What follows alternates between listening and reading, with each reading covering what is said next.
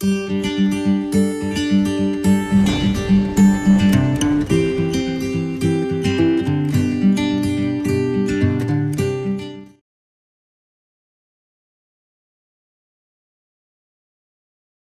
आपने first IVF cycle करवाई है और उसका रिज़ल्ट नहीं आया है? तो क्या आपको लग रहा है कि आपको सेकेंड आईवीएफ साइकिल करवानी चाहिए? सेकेंड आईवीएफ साइकिल में क्या उम्मीद रखनी चाहिए कि सक्सेस मिलेगा? यस, आपके सवाल का जवाब है हाँ, आपको उम्मीद रखनी चाहिए, क्योंकि सेकेंड या तो थर्ड आईवीएफ साइकिल जो है उसमें आपके सक्सेस मिलने के चांसेस बढ़ जाते हैं।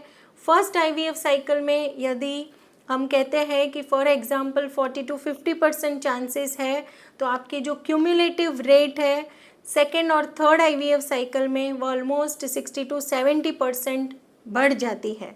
सो फ्रेंड्स, मैं doctor Kajal Mangukiya, senior gynaecologist and IVF specialist from Orchid hospital and IVF centre Surat, आपका स्वागत करती हूँ मेरी पेशेंट अवेयरनेस सीरीज़ जो है उसमें। और आज मैं बात करूँगी कि सपोज़ काफ़ी सारे कपल्स होते हैं कि जैसे ही उनकी फ़र्स्ट आईवीएफ साइकिल फेल होती हैं, काफ़ी बार निराश हो जाते हैं, लेकिन आपको निराश होने की ज़रूरत नहीं है। आज मैं आपको डिटेल में समझाने वाली हूँ कि कौन से रीज़न्स होते हैं फर्स्ट आईवीएफ साइकिल फेल होने के, और यहाँ पे किसी की गलती नहीं होती है। बहुत सारे रीज़न्स जो होते हैं, काफ़ी बार मेरे पेशेंट को भी मैं समझाती हूँ कि फ़र्स्ट आईवीएफ साइकिल जो है it is more of a diagnostic cycle. For example कि आप कोई टेलर शॉप में जाते हैं, स्मॉल, मीडियम और लार्ज साइज़ के कपड़े हैं, और आपको फॉर एग्ज़ाम्पल मीडियम साइज़ आपने पहना, आपको कंफर्टेबल लग रहा है, तो उसको देख के आपके नाप का टेलर्ड प्रोटोकॉल, यानी कि आपके जो मेजरमेंट होते हैं वह हिसाब से आपका सेकेंड टाइम में जो कपड़ा तैयार होता है उसकी फिटिंग हमेशा सही आती है। So same holds true for IVF also. For example आपकी फ़र्स्ट आईवीएफ साइकिल हुई है, तो इसमें काफ़ी बार जैसे क्या क्या फैक्टर्स होते हैं सक्सेस नहीं होने के, तो यहाँ पे बताती हूँ कि पहले तो सक्सेस कैसे होता है। फॉर एग्ज़ाम्पल आपकी age, if your age is less than 35, तो आपके सक्सेस के चांसेस हमेशा ज़्यादा होते हैं। On an average approximately 50 to 60% success rate होता है if your age is more than less than 35। If you are more than 35 years तो 10 to 20% आपकी सक्सेस रेट कम हो जाती है। लेकिन यदि कोई महिला है जिनकी एज 40 साल के ऊपर है, अबव 40 ईयर्स है, तो उनको सक्सेस मिलने के चांसेस जो है with the self eggs, self oocyte is on an average 10 to 20%। सो जैसे मैंने बताया कि एज, अभी एज इतना इम्पॉर्टेंट क्यों होता है, बिकॉज जैसे जैसे आपकी एज बढ़ती है वैसे वैसे आपका जो ओवेरियन रिजर्व होता है, जो AMH यानी कि एंटी मुलेरियन हार्मोन जो होते हैं उसका जो लेवल्स होता है वो कम होने लगता है। एंट्रल फॉलिकल काउंट यानी कि आपकी जो ओवरीज है जिसके अंदर आपके जो स्त्री बीज होते हैं, एंट्रल फॉलिकल्स जो होते हैं, उसकी मात्रा भी धीरे धीरे कम होने लगती है। दूसरा जो फैक्टर्स है कि जैसे ही हम बच्चा रखते हैं तो आपके यूट्रस में रखते हैं, तो यहाँ पे एक तो जैसे मैंने बताया वैसे एज है, AMH वैल्यूज़ है, एंट्रल फॉलिकल काउंट होता है, इसके साथ साथ एग्स की क्वालिटी कैसी है, स्पर्म की क्वालिटी कैसी है, एम्ब्रियो की क्वालिटी कैसी है, और साथ में ही आपका जो यूट्रस है आपकी लाइनिंग कैसे डेवलप हो रही है, यूट्रस की जो रिसेप्टिविटी हम कहते हैं वो भी इम्पॉर्टेंट होती है। इम्प्लांटेशन यानी कि यहाँ पे बच्चा तो A ग्रेड क्वालिटी का रख दिया, लाइनिंग भी बहुत अच्छी थी, लेकिन फिर भी बच्चा यहाँ पे नहीं चिपकता है। सो यहाँ पे मैं आपको एग्जांपल देना चाहती हूँ कि जैसे हम गांव में खेती करते हैं तो वहाँ पे जो सॉइल है आपकी वह अच्छी है, मिट्टी जो है वो फर्टाइल है, इसके साथ साथ जो भी बीज आपने रोपे हैं वह भी A ग्रेड क्वालिटी के हैं। लेकिन अगर आपकी वह जो ज़मीन है वहाँ पे वीड आने लगती है, फसल जो है वो अच्छी नहीं हो पाती है।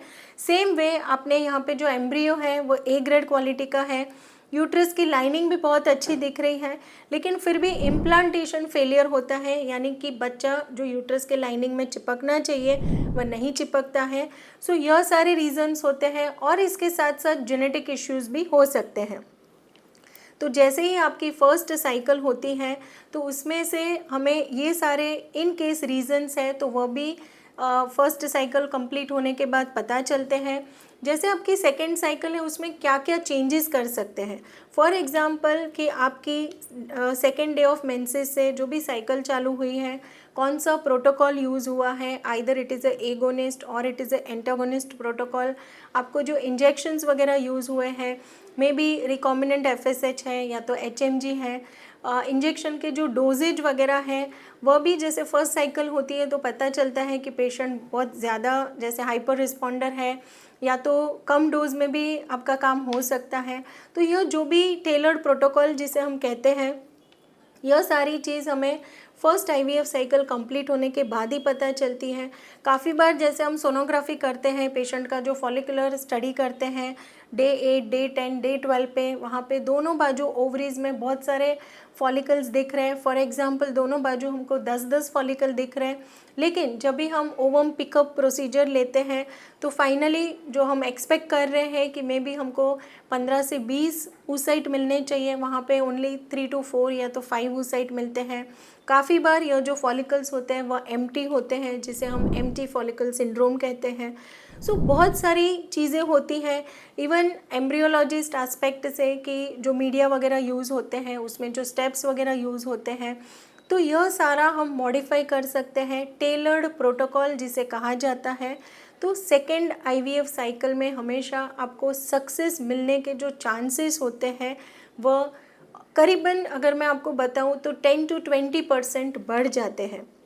और दूसरा कि आपको निराश होने की ज़रूरत नहीं होती है, क्योंकि जैसे ही आपके जो कंसल्टेंट है, फॉर एग्ज़ाम्पल जैसे हमने काफ़ी बार देखा है कि पेशेंट के माइंड में ऐसा होता है कि फर्स्ट साइकिल हुआ, जैसे हमने IVF साइकिल स्टार्ट की है तो 100% हमें रिज़ल्ट मिल जाएगा।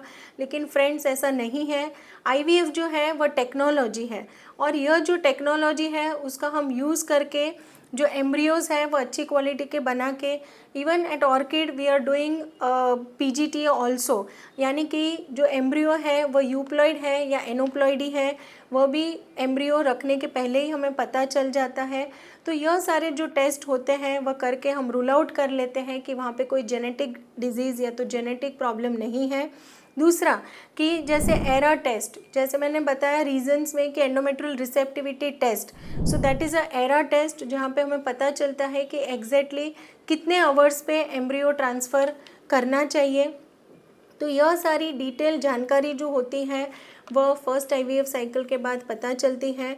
तो फ्रेंड्स, यदि आपकी फर्स्ट साइकिल फेल हुई है तो आपको निराश नहीं होना है। IVF जो है वो एक टेक्नोलॉजी है, इसके साथ साथ एक्सपीरियंस, प्लानिंग एंड पर्सनलाइजेशन का मिश्रण बहुत ही ज़रूरी होता है।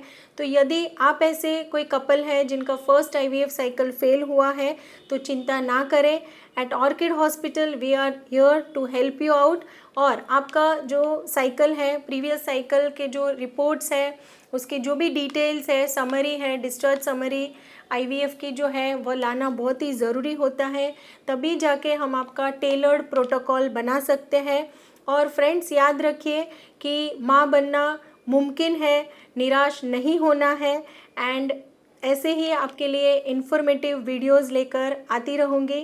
Till that, bye.